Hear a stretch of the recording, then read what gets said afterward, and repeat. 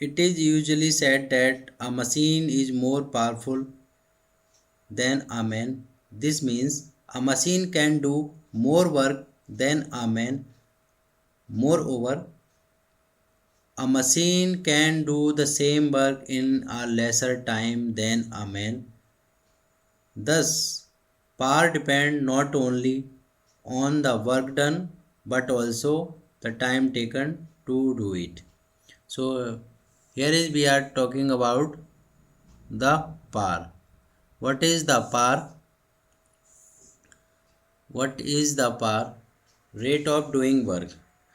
So, power is defined as rate of doing work. Power is defined as the rate of doing work.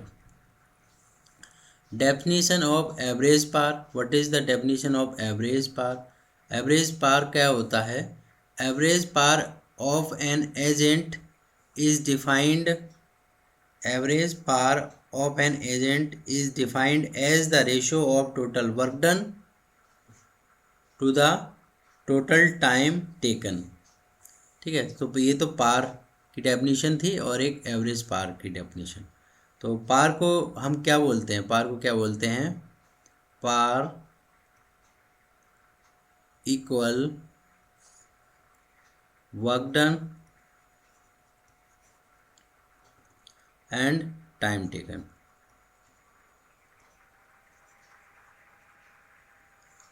So we can say that power equal W by T, and average power equal total work done, total time taken. तो ये पार है. तो किसी भी work को करने के लिए किसी टाइम में जो वर्क डन होता है वो पार की वजह से होता है उससे. तो ये आपका टाइम और वर्क डन पे डिपेंड करेगा power. The ratio of work done and time is called also power, ऐसे भी कह सकते हैं. So now unit of power. What is the unit of power? What is the unit of power? So SI unit of power is what? SI unit of power is what? इसको आप W से present कर सकते हो, capital W. Okay, since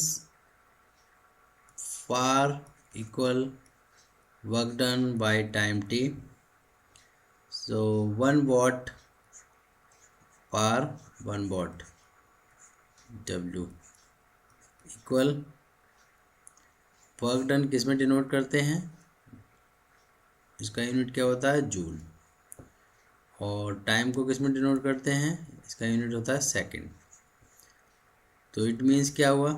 joule 1 joule by 1 second. It means क्या हो जाएगा? Joule to the power joule second to the power -1. और आप ऐसे भी राइट कर सकते जूल पर सेकंड. ठीक है, तो 1 watt इक्वल जूल पर सेकंड, ये इसका यूनिट हुआ. तो इट मीन्स इसको क्या कहते हैं? पावर ऑफ मशीन और an agent. Power of machine और an agent is 1 watt if it does 1 joule work in 1 second. अगर 1 जूल वर्क हो जाता है 1 सेकेंड में तो हम बोलते हैं कि मशीन की जो पावर है वो 1 watt है. ठीक है.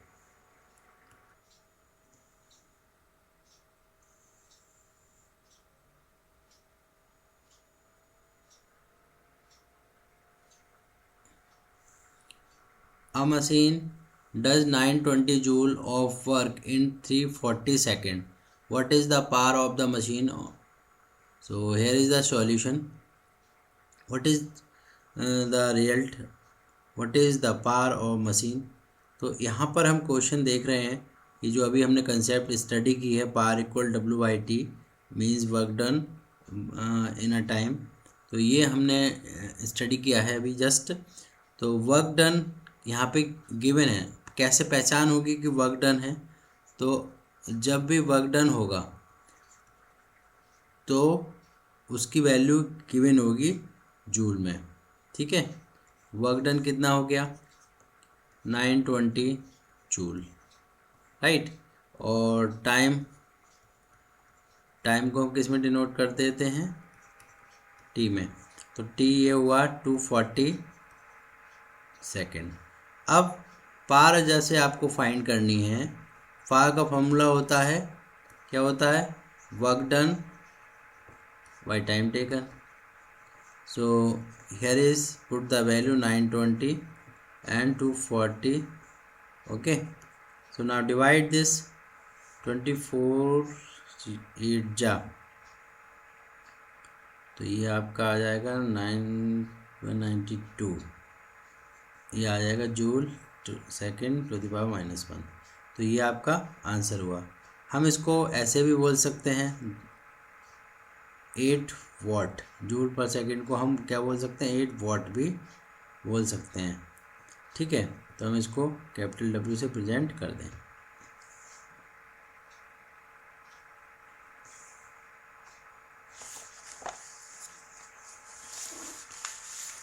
नेक्स्ट क्वेश्चन, अ पर्सन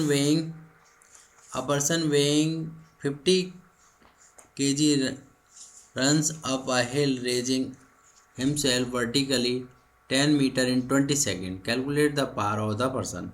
तो यहाँ पर क्वेश्चन हम देख रहे हैं, a person weighing 50 kg runs up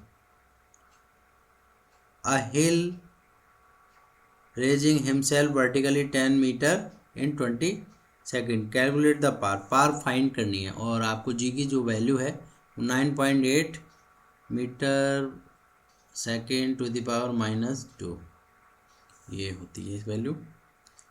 तो यहाँ पे मास दिया है, किसका मास दिया है? मैन का। तो मास ऑफ मैन, पहले जितनी वैल्यू गिवन है वो राइट करो। m = 50 kg। फिर हाइट की बात कर रही है, हाइट कितना उठाता है वो, कितनी हाइट तक उठाता है? 10 मीटर तक अप कर लेता है। टाइम कितना लगा लेता है इसके लिए? Time 20 second. एंड जी की जो वैल्यू है वो आपकी जितनी है 9.8 मीटर पर सेकेंड स्क्वायर। अब देखो इसमें पूछा है पावर क्या हुआ, तो आपको पता है पावर इक्वल वर्क डन। तो वर्क डन कैसे होगा? Power equal work done by T.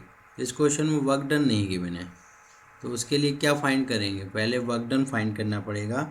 Work done against gravity, work done against gravity जब बोला जाए तो इसका मतलब पोटेंशियल एनर्जी की बात हो रही है। Potential energy work done against gravity है, क्योंकि किसी चीज़ को जो ऊपर उठा रहे हैं तो इट मीन्स क्या है? अगेंस्ट ग्रेविटी के वर्क कर रहे हैं, तो इसको बोलते हैं पोटेंशियल एनर्जी। पोटेंशियल एनर्जी का फॉर्मूला क्या होता है? mgh। पोटेंशियल एनर्जी को हम वर्क डन भी बोल देंगे बाद में, mgh। तो अब m की वैल्यू आपकी कितनी है? देखो यहाँ पे 50 है, जी आपका 9.8 अप्लाई करने को कहा है, और h कितना है आपका? 10 है। तो जब ये वैल्यू हो गई तो इसकी मल्टीप्लाई जब करोगे तो 4900 जूल आ जाएगा। तो ये हो गया वर्क डन।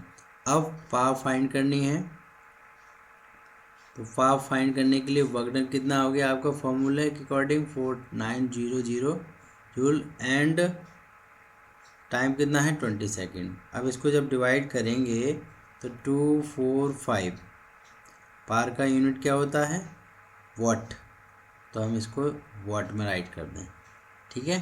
तो इस तरीके से ये क्वेश्चन हो कर पाते हैं। तो ये क्वेश्चन बहुत इजी हैं, आपकी कंसेप्ट अगर आप यूज़ कर रहे हैं कंसेप्ट तो हम कर पाएंगे। और इस तरीके से क्वेश्चन अगर करते रहते हैं तो आपकी जो टेक्स्ट बुक है या और भी रेफरेंस बुक हैं, जैसे कि मैं ये रेफरेंस बुक के क्वेश्चन लिए हैं तो वहाँ से भी हम क्वेश्चन को आसानी से समझ पा रहे हैं, कर पा रहे हैं। तो कोई ज़्यादा कंसेप्ट में प्रॉब्लम नहीं है, बट डिपेंड करेगा कि आप किस तरीके से चीज़ों को समझ पा रहे हैं।